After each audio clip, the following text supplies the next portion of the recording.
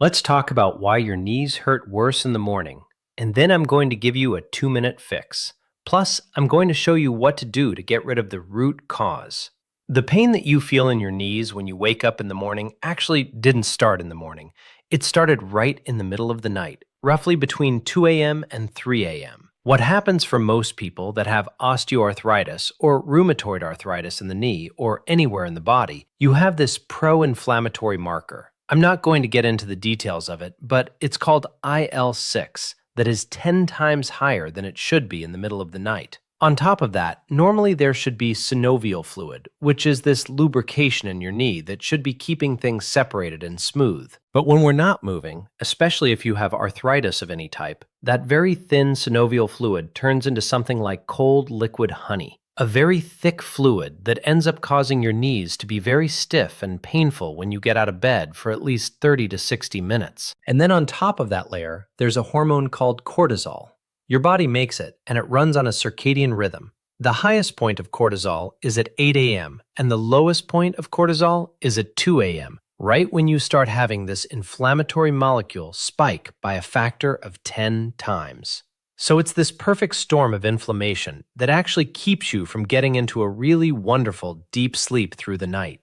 There's even a synthetic type of cortisol, a medication called prednisone. It's a very powerful anti-inflammatory that is on a time release that people take right before they go to bed so they can sleep through the night without pain. Unfortunately, that comes with a big package. Yes, it gets rid of inflammation, but it also gets rid of your joint. So I don't recommend prednisone. But the point is, your body actually makes cortisol, and it's at its lowest point in the middle of the night. And then, the lack of sleep keeps you inflamed. So we keep going round and round and round. And I'm going to show you how to finally break that. Typically, when you get out of bed, if you have osteoarthritis, you're going to feel very stiff and inflamed for about 30 minutes. But if you have rheumatoid arthritis, it's going to be probably 60 minutes or longer. But regardless of which one you have, there's something very simple and very powerful you can do to give yourself relief before you even get out of bed in the morning. So in the morning, you wake up and take 2 minutes to go through a series of 3 exercises while you're still lying in bed on your back. You're going to start with what's called ankle pumps.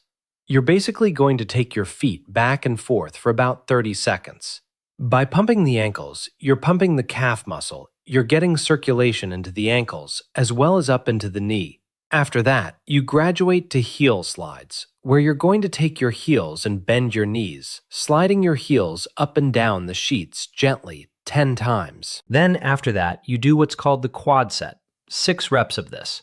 You're going to activate the quad muscle. That's the muscle on the top part of your thigh.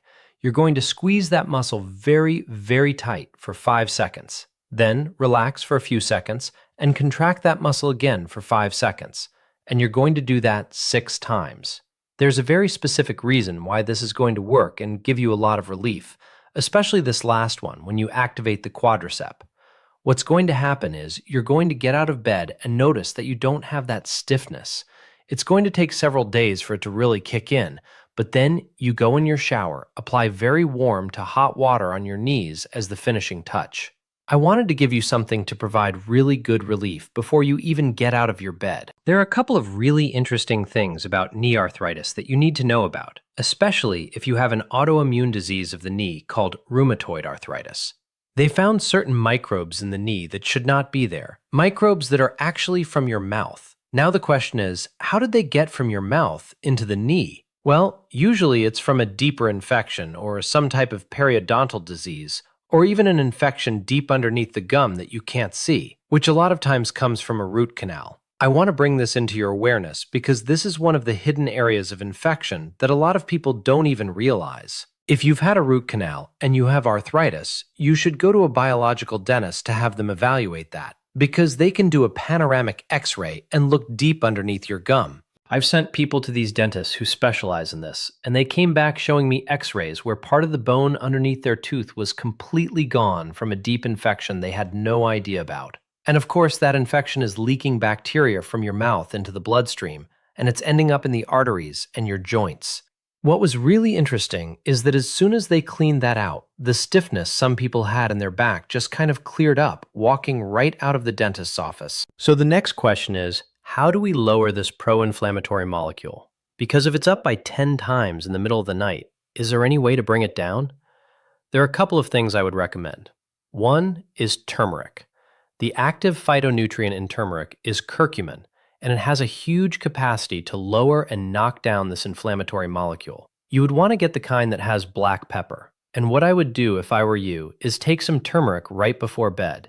You may find that alone helps you sleep through the entire night with less inflammation, so you can wake up and feel less stiff in your knees. Now I can't ignore another very powerful anti-inflammatory that relates to this whole problem, and that is vitamin D. Take at least 10,000, 20,000, or even 30,000 IUs of vitamin D3 if you have an autoimmune disease like rheumatoid arthritis, because people with autoimmune diseases require a lot more vitamin D. And of course, you don't want to take vitamin D without the cofactor vitamin K2. What does vitamin K2 do? It keeps calcium from building up in the joints and the arteries. If we have enough vitamin K2, we can keep that calcification out of our joints. The key cofactor to make both of these work is magnesium, not just for keeping the calcium out of the joints, but also for keeping the calcium from building up in the muscles that keep things contracted, especially if you have leg cramps or your toes cramp at night. Magnesium is the answer for that.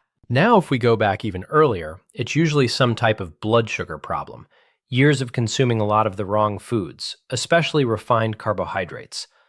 So one really important thing to knock out inflammation is to lower your insulin by cutting out snacks after dinner. Just that alone will probably make a huge difference. Have your dinner at 6 o'clock and do not eat anything after that.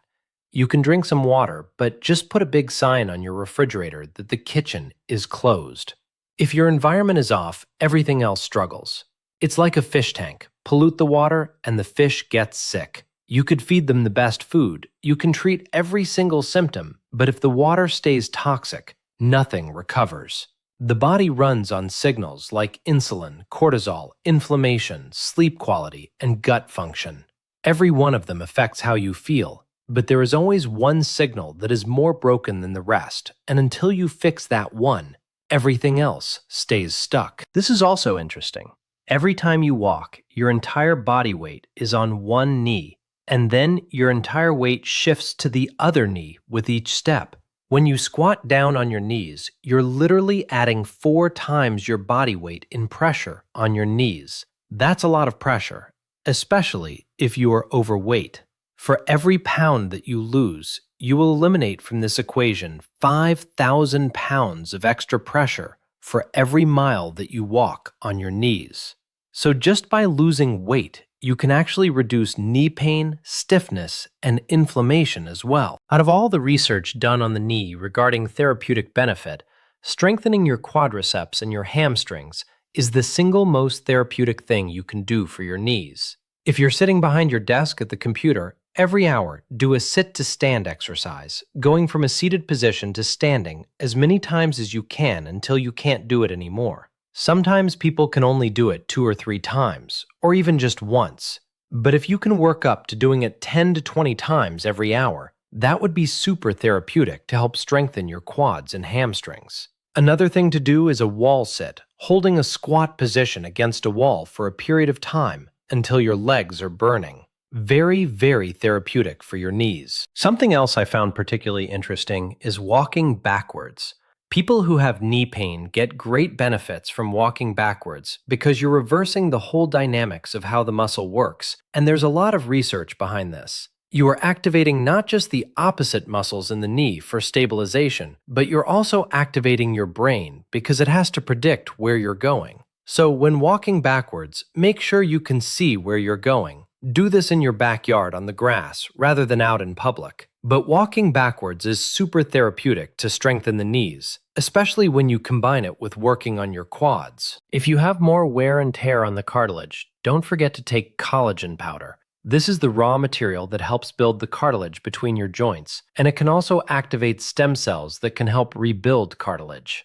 I wanted to give you a really good summary on not only how to improve knee pain, but also how to get rid of the root cause using the most natural and most therapeutic approaches available. And since this molecule, IL-6, goes up by 10 times, and turmeric has the potential to bring it down, I created a fascinating video on not just the anti-inflammatory benefits of turmeric, but some of the other interesting benefits as well. And I put all of that in a separate